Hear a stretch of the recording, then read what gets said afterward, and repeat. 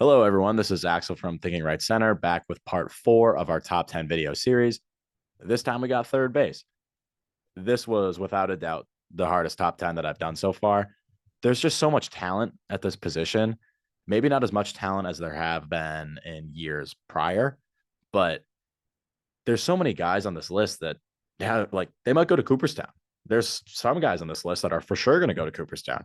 So I'm sure a lot of you guys are going to disagree with me, and that's fine. Just go let me know that you disagree with me because that's fun and it helps the algorithm. And I really like interacting with you guys and getting your baseball opinions because I'm prepared to be wrong on all of these. But without further ado, I won't waste your time. Let's just get into the video. Former Texas Tech Raider Josh Jung of the Rangers is starting us off. Jung showed us all why he was a first-round pick and a top prospect in his rookie season. He really leaned into what he does well. He swung a lot, hit the ball in the air, and hit the ball hard. He did those things enough to counter the fact that he struck out 23.9% of the time, as well as running a chase rate of 32.9%. These numbers led to a poor walk rate, of course, of 5.8%. All in all, there were ups and downs, but he ended the season with a 110 WRC plus, and he hit 308 with an over 500 slug in the playoffs on his way to a World Series ring. Couple that with the above average defense, and it leads you to a 2.5 F WAR. I think it's important to have context as it relates to Jung, as he was an older-ish rookie, but keep in mind that this guy only played 153 games in the minors due to COVID and injuries. He'll never have a strikeout rate below 20%, but it's very reasonable to expect improvements in the approach, which will lead to an even better season. There's a lot to be excited about as a Rangers fan, and Josh Jung is just another thing to be excited about, which is why he's 10. Rays fans, if there are even any out there. Sorry, that's a low-hanging fruit joke. But anyways, you guys will probably be a little mad at me with this ranking of Isaac Paredes coming in at number 9. All right, listen, there's no doubt that Paredes is coming off an excellent season. A 4.3 F WAR, a 137 WRC plus, 31 home runs. It's amazing. It's all great. But I think it'll be the best season of his career. This does not mean I don't think he's a good player. He's still number 9. Remember that. Paredes just doesn't hit the ball very hard. He ran a 90th percentile exit velocity of 101.3, which is well below league average. You might be wondering how he hit 31 home runs while not hitting the ball very hard, and it's because he's discovered the exact correct approach and swing for him. He's one of the league's best in terms of not putting the ball on the ground, and he knows how to get the ball in the air pull side. His spray chart is actually pretty funny, as most of his home runs are literally hugging the foul pole, and none of them are non-pull side. He'll no doubt continue to be good, as he just has a very solid approach. But it just feels like he has to be so precise in every at-bat, and I think it'll be so hard to be repeatable. I think he's more of a 20 to 25 homer guy with an OPS of around 800. With league average defense at third and below average base running, I thought 9 was a good spot for him. It seems like it was a decade ago that Royce Lewis was picked first overall, but here he finally is in my top 10 at number 8. I'll start out and say that he'd be higher on the list if it weren't for my concerns on his ability to stay on the field. This guy's been through so much for a 24-year-old. COVID took his 2020, an ACL took his 2021, another ACL limited his 2022 to 46 professional games, and his 2023 to 72 professional games. However, the 58 MLB games we saw in 2023 were just absolutely special. I mean, you can see the stats on the screen, right? He put up a 2.4 F WAR in 58 games. He's as talented of a player as we have in the league. And he put up a 155 WRC plus. I don't think he can do it for a full season, but 130, 140, certainly in the cards, with the capability of being an above average defender over a full season as well. But that's the key. Full season.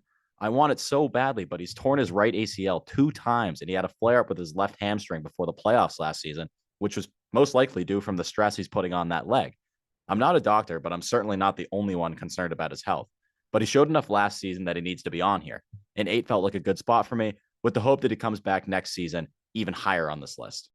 The best defender on the list is number 7 with Ke'Bryan Hayes of the Pittsburgh Pirates. Nobody can pick it over there at the hot corner like Hayes can. Not Arenado, not Machado, not Chapman. Hayes is the new champion over there. He led all third basemen with a 12 fielding run value, and in 2022, he led with 14. He just won his first Gold Glove over there, which I believe is just the beginning of an Arenado-like streak. The question has always been the bat. There have been some obvious holes. He combined for a 671 OPS in 2021 and 22, but it looks like he's figured something out over the past season. The numbers aren't earth-shattering, but there's certainly an improvement over there. The impact has never really been the question. He's always hit the ball hard. He would just hit the thing directly into the dirt. This past season, though, he slashed his ground ball rate by 8% all the way down to 41.8%, which is slightly below league average. That's a good thing. His problem has never been making contact, as he makes contact at an above league average rate. The problem is that he swings at everything, which he still kind of does, with a 30.7% chase rate and a 5.3 walk rate. But I believe in the adjustments that the 27-year-old Hayes is making in terms of lifting the ball, and I do think the approach will be slightly better this year, as he walked at a higher rate in past seasons. But at the end of the day, it's hard not to get excited about a generational defensive talent who's going to hit about league average, and that's why I've got him at 7, with the potential to definitely get higher. Dropping fairly far down this year's rankings to number 6 is Nolan Arenado of the Cardinals. I am prepared to eat shit with this take, as I'm fully prepared for him to perform like a top 3 third baseman again, just to spite me. However, much like his teammate Goldschmidt, he's on the wrong side of 30 and is coming off a down season. His 107 WRC plus from last year is the lowest he's posted in a full season since 2013, when he was just a rookie. His 2.6 F4 was the lowest since 2014 as well. His defense also took the first noticeable hit of his career, as a 4 fielding run value is very low for his high standards. However, he still is Nolan Arenado, and the Cardinals just had an absolute year from hell last year. I expect a bounce back from both Arenado and the team, but I don't expect him to bounce back all the way to his MVP caliber form we've seen. That's just be unrealistic. I tried to find somewhere between his 7 WAR season of 22 and his 2.6 WAR season from last year, and what I found was something like his first year in 2021 with the St. Louis Cardinals. He had an OPS of 806 and put up a 4 WAR.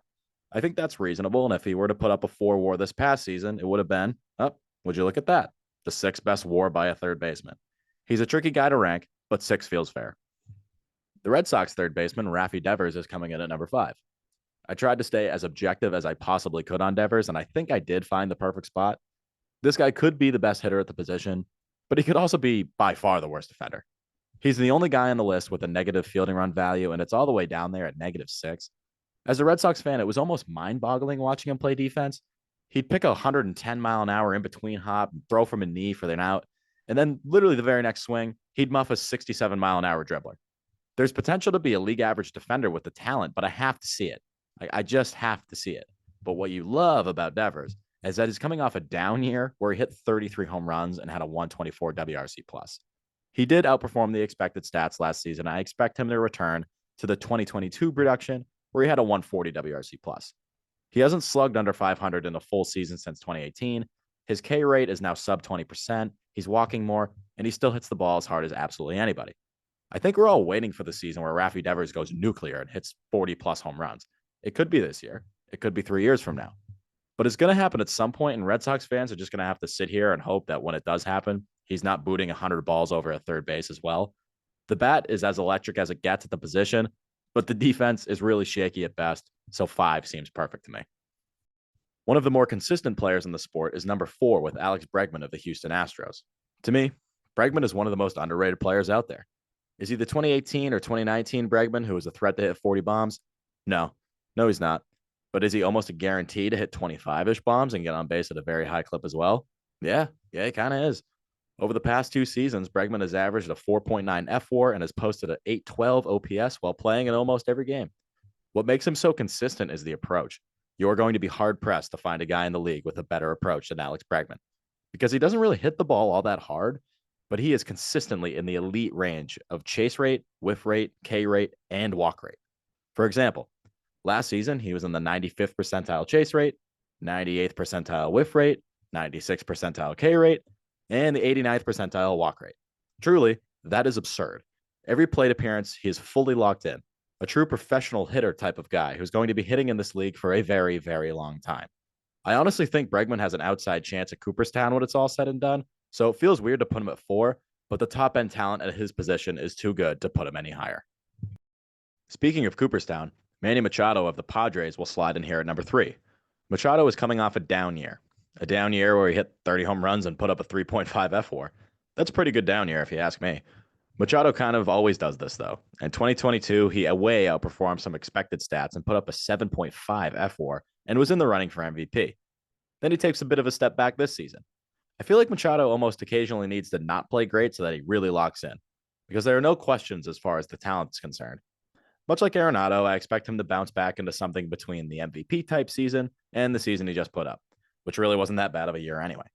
The great thing about Machado is that he's still as elite as ever over there at the hot corner with 9 fielding run value. Machado is just a safe player with a lot of upside. I'm expecting a WAR right around 5 and an OPS right around 800, probably slightly above it.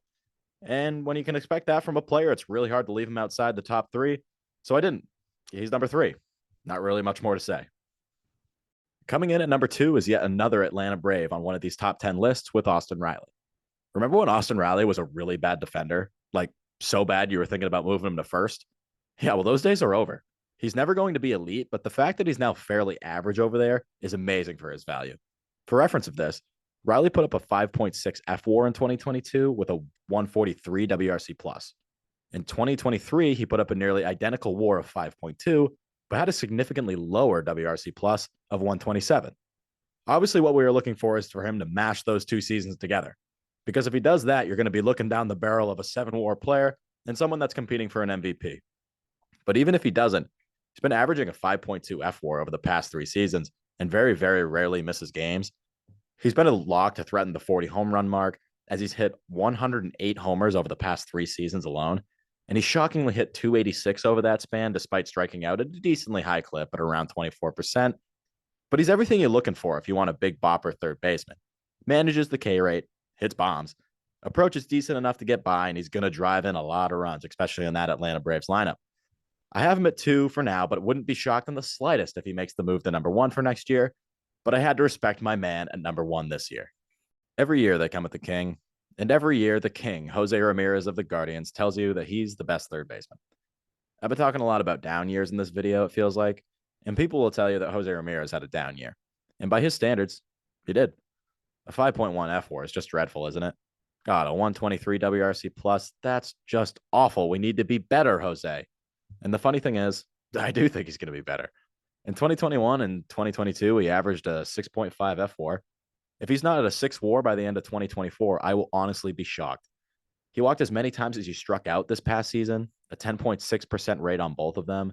He was intentionally walked 22 times, which led Major League Baseball more than Ohtani, more than Judge, more than Soto, any elite hitter you can think of. There's just nobody giving this guy protection in this lineup. He's just on an island in Cleveland, and he just sits on that island and rakes. And there are just no holes in his game. He defends well, and on top of everything, just to put the cherry on top of Jose Ramirez's game, he's the only guy on this list that has stolen bases in his bag. He stole 28 last year. And to quote one of my favorite accounts on Twitter, which is at Yankee World, go give him a follow. Every single offseason, people try and crown a different third baseman the best in baseball over Jose Ramirez, and it never works. So you know what? I'm not going to make that mistake. He's the best third baseman. There it is. That is my list of the top 10 third basemen in baseball. Hopefully you guys think I'm smart. Maybe you guys think I'm dumb. Either way, go let me know in the comments. And hopefully you just like the video. Subscribe if you want, I guess. Thank you.